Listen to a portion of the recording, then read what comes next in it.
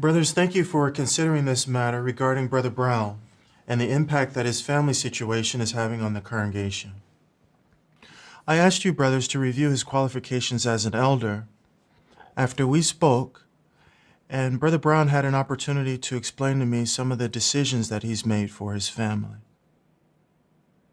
I'm aware that you brothers have considered this matter before, but since then, another one of Brother Brown's daughters have enrolled in a school for higher education, which raises questions as to how this affects the congregation. When we make decisions, it's important that we consider the conscience of the congregation as well as the elder body. Brother Brown, I know this can't be easy for you, and it's not easy for us either.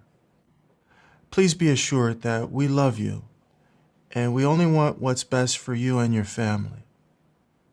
Remember, you're among friends here, so please feel free to express yourself and to answer any questions that your fellow elders may have.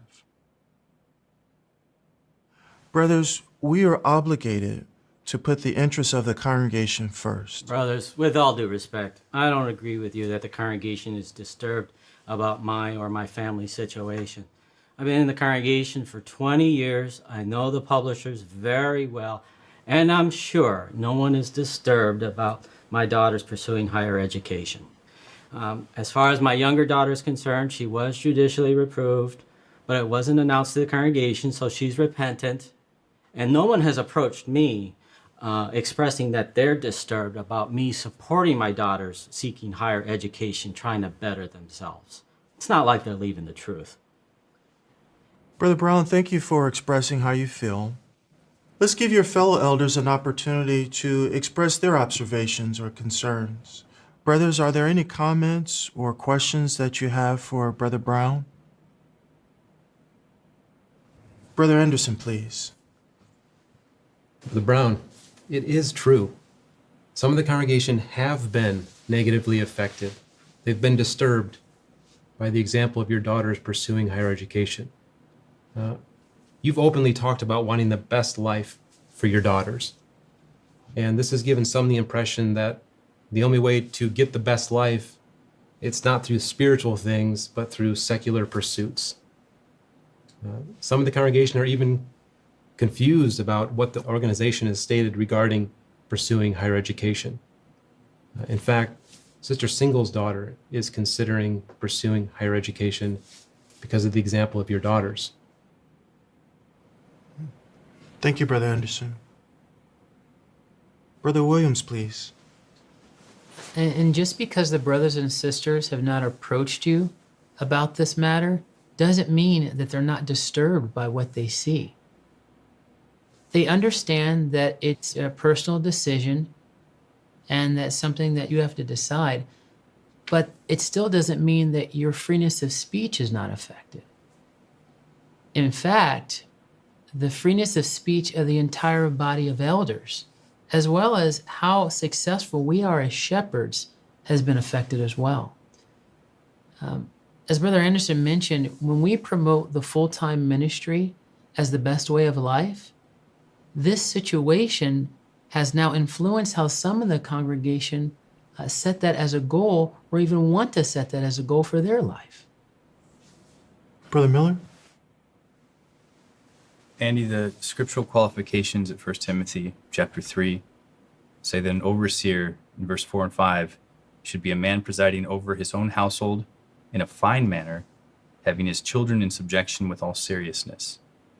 Verse 3 says that he should be reasonable, not quarrelsome. Now, I know this is difficult for you. It's difficult for us too. Don't tell me about being difficult. When we started this discussion, you all brothers said you love me and my family. Right now, I'm not feeling it.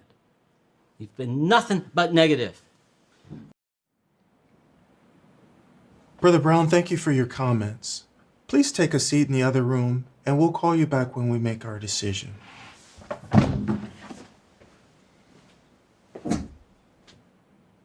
Now, brothers, please open your shepherd book to chapter 8. You'll notice paragraph 30 discusses when a member of an appointed man's household pursues higher education, and paragraph 32, which outlines the procedure for reviewing the qualifications of such a man. Now, what are your observations?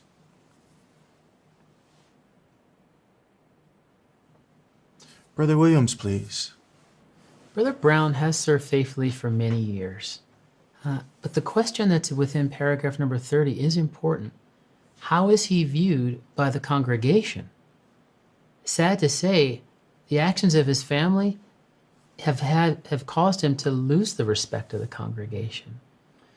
In fact, some publishers have mentioned that if they need scriptural advice on family life, they'll just talk to another elder. Thank you for those comments, Brother Williams. Brother Anderson, please. The same paragraph says, if an appointed brother's children pursue higher education, does his life pattern show that he puts kingdom interests first in his life? I don't think any of us can honestly say that Brother Brown's family is viewed as putting kingdom interests first in their life. Their conversations aren't spiritual, and I don't think the family, the wife, or the daughters have ever regular or auxiliary pioneered. That is a cause for concern. Brother Miller, please.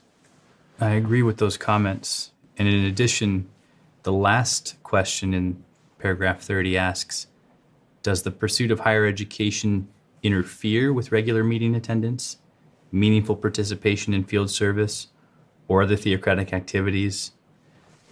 His girls are not visible in the ministry, and because of their class schedule, they rarely are at meetings. It's obvious that spiritual things have become second place in their life. So it appears that they're drifting spiritually. Brother Anderson, please. Yeah. And 1 Peter 5:3 says an overseer should be an example to the flock. But the reality is the family is a poor example, and they're having an influence on other young ones in the congregation who are now also considering pursuing higher education. Now, looking at paragraph 31,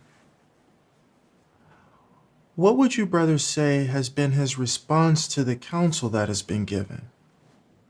Brother Miller. It hasn't been well. He's been belligerent. He's accused us of overstepping, and he keeps insisting that this is a personal family decision. He never took into consideration the feelings of the congregation. Unfortunately, he no longer has the freeness of speech as mentioned at 1 Timothy 3:13. Brother Anderson. And as it says in 1 Timothy 3:3, an overseer needs to be, should be reasonable and not quarrelsome.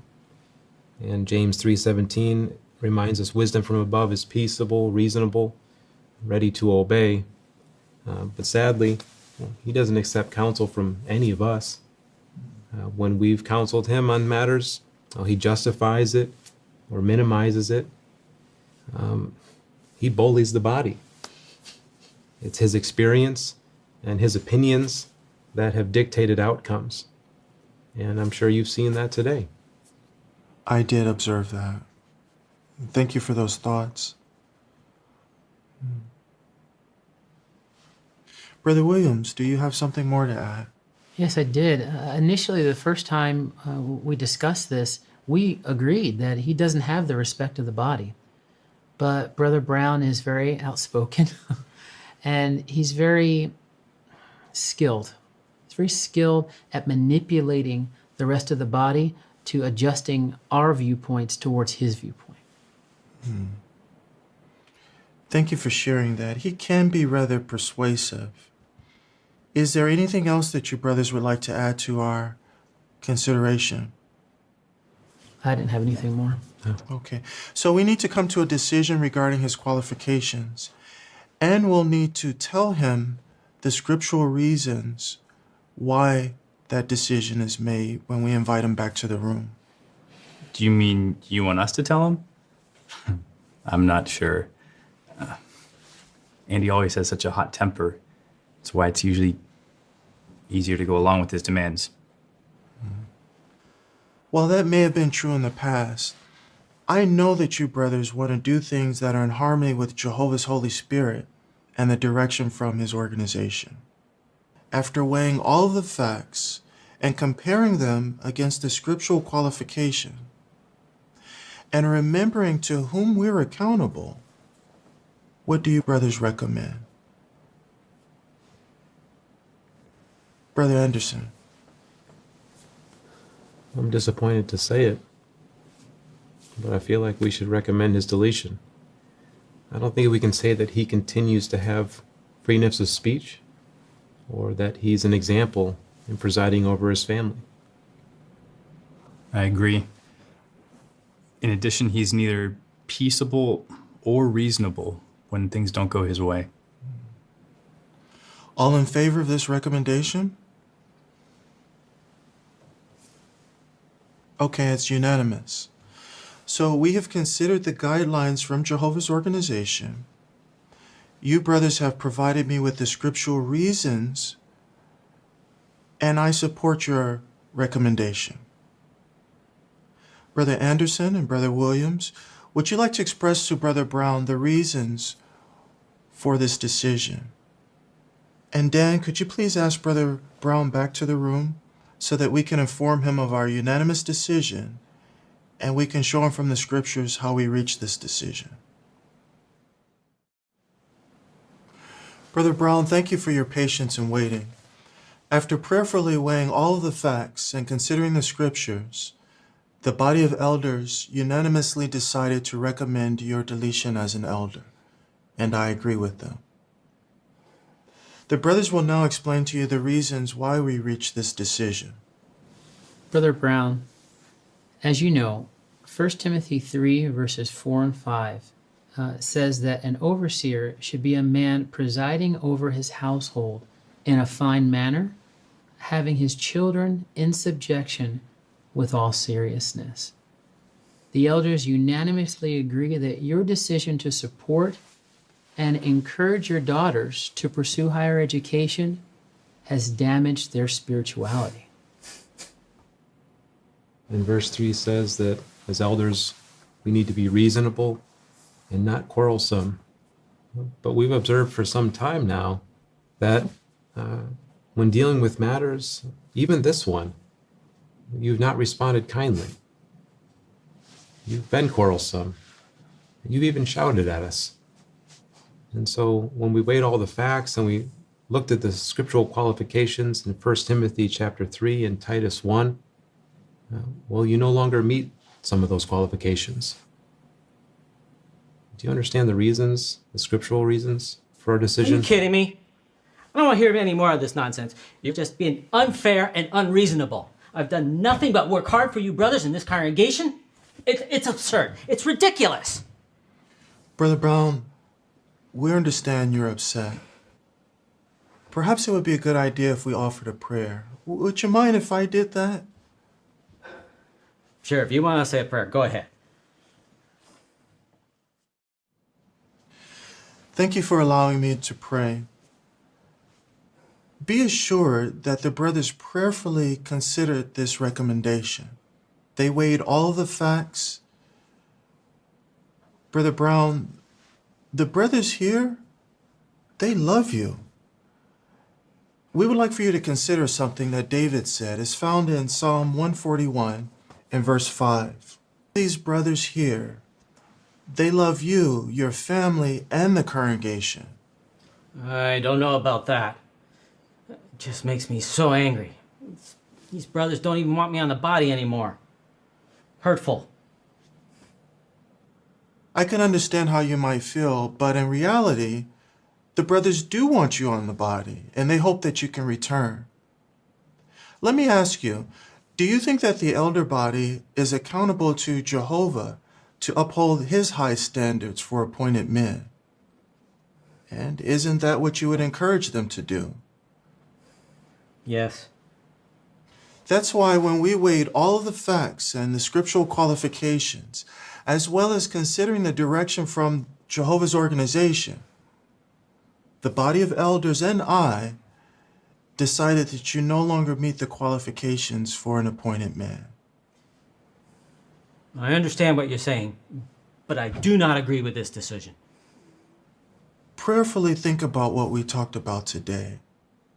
And of course, if it is your decision to appeal, please consult the information that's found in the Shepherd Book, Chapter 8, paragraph 39.